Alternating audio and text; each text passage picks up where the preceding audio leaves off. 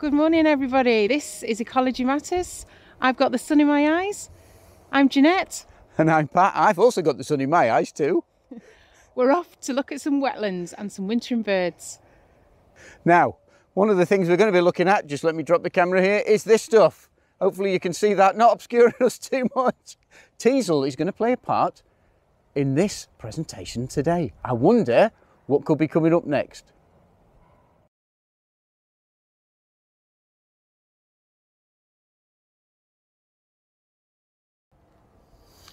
Now then, you join us on a bitterly cold morning where we're here to do a number of different things, particularly look at wintering birds. Can you see the water bodies in the background? That's one of the things we're interested in here, and not just the water bodies, but the birds that they will support at this time of the year, and we'll come on to that just a bit later.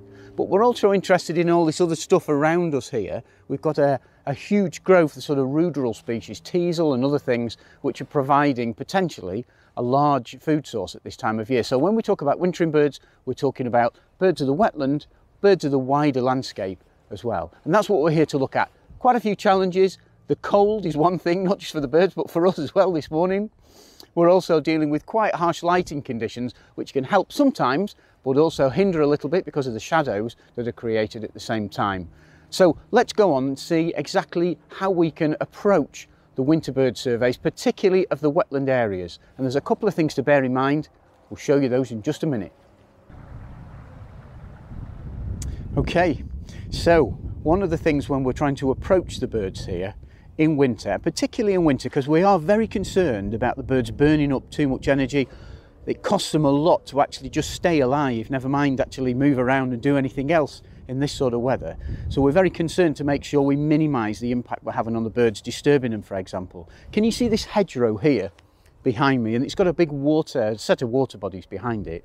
And what's important here is that as we're approaching those water bodies, we need to get a bit closer to have a better look at the birds, to see them a little bit more closely, but we want to minimise that possibility of disturbing them. So we're going to walk behind the hedgerow, get as close down as we can. We've got some gear to retrieve down there, some equipment.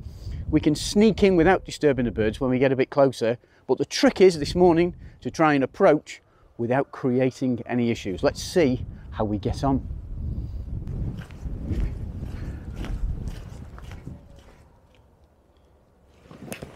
My hands are absolutely killing me. It's really cold, but sometimes you don't want to wear gloves because you're trying to hold on to things that are a bit fiddly. Hey, listen, it's really interesting here. So what we've got is a number of lapwing, teal, coot, mallard and a few other species on the water body. We're still using all these little features here as a bit of a shelter between us and the birds. We're obviously dressed in orange. We have to be because of the work site, but we found a way down that creates very little opportunities for the birds to be disturbed. The other thing that I've just noticed here, out of interest, you can't help when you're doing these surveys, when you're an ecologist, of picking up on other things. Can you see this old gatepost here? Now we're in a part of the country where there's an awful lot of nutrient enrichment just kind of floating around in the air, nitrogenous enrichment. And what is interesting is that if this was near to where we live up in Lancashire, or in other parts like Wales where we were working just the other day, this would be coated in lichens, in sort of fruticose lichens with great big branches coming off. Here we've hardly got anything at all. We've got some sort of nitrophilous species, really, species which are more associated with nutrient enriched areas. So you've got some bits and pieces on here, some fiscias, some xanthorias even. You can see those orangey sort of colours here, but very little of anything else. Fascinating as you go around the country to notice some of these changes. Time to retrieve the song meter, but in the meantime I'm going to try filming just to show you what it looks like underneath the water for dabbling ducks and diving ducks, because as this area has become inundated, the vegetation which would have normally been on dry land, which wouldn't be accessible to them in the same way, would be accessible to grazing ducks of course, will now be accessible potentially to a different range of species. So let's just have a look and see where it takes us. Whilst Pat ventures off into new Ecology Matters territory with new underwater footage, I'm going to stay safe on dry land. I don't want to churn up the water more than we need to. Like I say, it's a bit of a first, so we'll be interested to see what the shots look like and what information it reveals.